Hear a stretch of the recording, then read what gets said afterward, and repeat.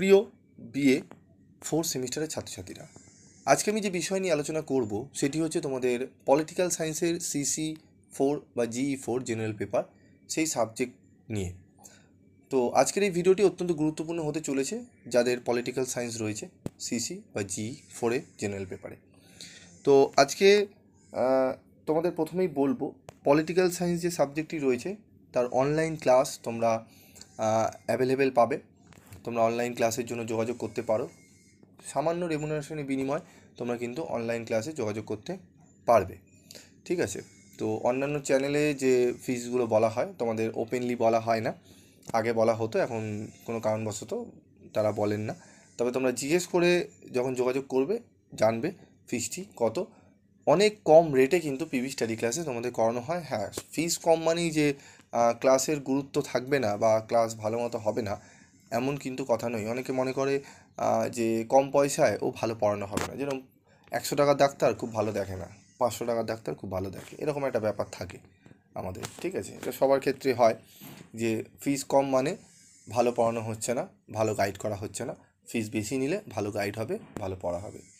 তো যাই হোক, যারা জানে তারা এগুলো বিশ্বাস করে না, তারা ফিডব্যাক দেখে, ঠিক আছে। তো তোমরা ফিডব্যাক দেখে তবে বিশ্বাস করো, অন্যথা তোমাদের করার দরকার নেই। আর যারা রেগুলার প্রথম থেকে ফলো করে আসছো, যারা 3rd সেমিস্টারে আমার কাছে ক্লাস করেছো, তারা তো আশা করি করবেই, এবং তোমাদের বন্ধুবান্ধব থাকলে তাদেরকেও বলবে। তো 3rd সেমিস্টারে তোমরা জানো পলিটিক্যাল সায়েন্সের ছোট প্রশ্নগুলো একটু ঘুরিয়েছে, বাকি কিন্তু বড় প্রশ্ন তোমরা ভালো কমন পেয়েছিলে, এবং ইতিহাসেরও কিন্তু একদম 100%-এর উপরে education history Sheikh, education Sheikh কিন্তু 100%-এর ওপরে কমন এসছে। মানে 6টার মধ্যে যে 3টে প্রশ্ন লিখতে যায়, 6টা প্রশ্নই 6টা কমন, মানে এখানে 200% প্রশ্ন কমন, ঠিক আছে। তো তোমরা যারা অনলাইন ক্লাস করতে চাও তারা যোগাযোগ করে নিও। তোমাদের খুবই সামান্য রেমুনারেশনের বিনিময় 160 থেকে 170 টাকা মান্থলি তোমরা ফিজে পড়তে পারবে, এবং 1 মাস ক্লাস করে দেখো, যদি ভালো না লাগে তোমাদের পয়সা কিন্তু রিটার্ন দিয়ে দেওয়া হবে। ক্লাসে কি হবে, ক্লাসে তোমাদের চ্যাপ্টার ওয়াইজ কনসেপ্ট ক্লিয়ার করা হবে, PDF নোটস দেওয়া হবে প্রত্যেকটা চ্যাপ্টার ওয়াইজ। তোমরা যদি সেটি নিতে চাও তাহলে অবশ্যই যোগাযোগ করো। এবং অনেকে বলো, না স্যার আমি পড়বো না, আমি অনলাইনে সেরকম বুঝতে পারি না, আমি PDF নোটস কালেক্ট করতে চাই, তাদের জন্য ব্যবস্থা রয়েছে। তবে সেটি এখন পাবে না, 10-15 দিন পর অ্যাভেলেবেল পাবে। তোমরা PDF নোটস কালেক্ট করতে পারো, কালেক্ট করে সেগুলো পড়তে পারো, সেগুলোর সামান্য রেমুনারেশনের বিনিময়ে তোমরা কিন্তু কালেক্ট করে নিতে পারো, এবং তোমরা যদি চাও কালেক্ট করতে পারো। তো আজকের ভিডিওতে দেখো আমি কী কী প্রশ্নগুলো আলোচনা করছি, দেখে নাও। International relationship paper CC GE4। আন্তর্জাতিক সম্পর্ক কাকে বলে?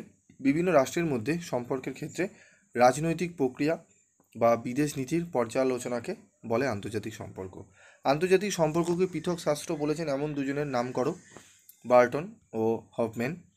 আন্তর্জাতিক সম্পর্কের কোন তত্ত্বের সঙ্গে কেনেথ ওয়ালজের নাম যুক্ত? নয়া বাস্তববাদী তত্ত্বের। আন্তর্জাতিক সম্পর্ককে উদারনৈতিক আদর্শবাদী দৃষ্টিভঙ্গির 2 প্রধান প্রবক্তার নাম উল্লেখ করো, উইড্রো উইলসন, বেইলি প্রমুখ। দাতাত কি? দাতাত একটি ফরাসি শব্দ, এর অর্থ হলো উত্তেজনা, প্রশমন বা বিবাদের অবসান, অর্থাৎ 2 বা ততোধিক শত্রুভাবাপন্ন দেশের মধ্যে পারস্পরিক বোঝাপড়ার মাধ্যমে স্বাভাবিক সম্পর্ক প্রতিষ্ঠার সুপরিকল্পিত নীতিকে দাতাত বলে। পাতাত হয়ে গেছে, এটি দাতাত হবে।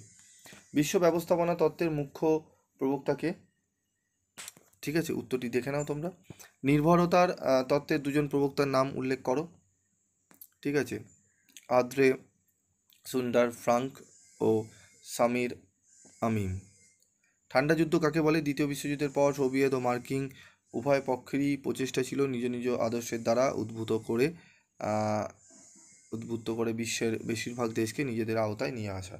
এতে প্রকৃত যুদ্ধের সূচনা না হলেও একটা যুদ্ধের পরিবেশ তৈরি হয়েছিল, যা ঠান্ডা লড়াই নামে পরিচিত।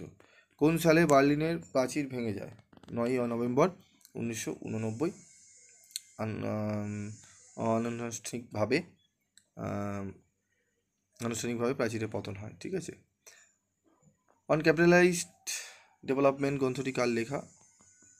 আন্দ্রে গুন্ডার ফ্রাঙ্ক, ঠিক আছে, গুন্ডার ফ্রাঙ্ক হবে এটি, তোমরা একটু দেখে নেবে এটি, ঠিক আছে। তো আন্দ্রে গুন্ডার ফ্রাঙ্ক, ঠিক আছে, ইউরোপীয় ইউনিয়ন বা ইইউ কবে গড়ে ওঠে? উত্তরটি দেখে নাও তোমরা। জোট নিরপেক্ষ আন্দোলনের দুজন নেতার নাম উল্লেখ করো। ঠিক আছে। ওয়ারস চুক্তি কবে স্বাক্ষরিত হয়? 1955 সালের 9ই মে স্বাক্ষরিত হয়। ভারতের বিদেশ নীতির দুটি নির্ধারক সমূহের নাম উল্লেখ করো। ভৌগোলিক উপাদান ও ইতিহাস। ইয়াল্টা সম্মেলন কবে অনুষ্ঠিত হয়েছিল? 1945 সালে। তো এখানে 15টি প্রশ্ন আমি আলোচনা করে দিলাম, তোমরা এই 15টি প্রশ্ন একটু ভালো করে দেখো এবং ভালো করে শুনো, কারণ কিছু কিছু স্পেলিং এরর রয়েছে, সেগুলো আমি মুখে বলে দিয়েছি। না শুনলে তোমরা কিন্তু স্ক্রিনশট তুলে পড়লে স্পেলিং এরর হয়ে যাবে। ঠিক আছে, তো এগুলো একটু দেখে নিও এবং তোমাদের গুরুত্বপূর্ণ সাজেশানগুলো আলোচনা করে দেবো, বড় প্রশ্ন এবং সাথে উত্তর নিয়ে আলোচনা করব। ক্লাসগুলো তোমরা পাবে, তোমরা সাথে থেকো পিভি স্টাডি ক্লাসে।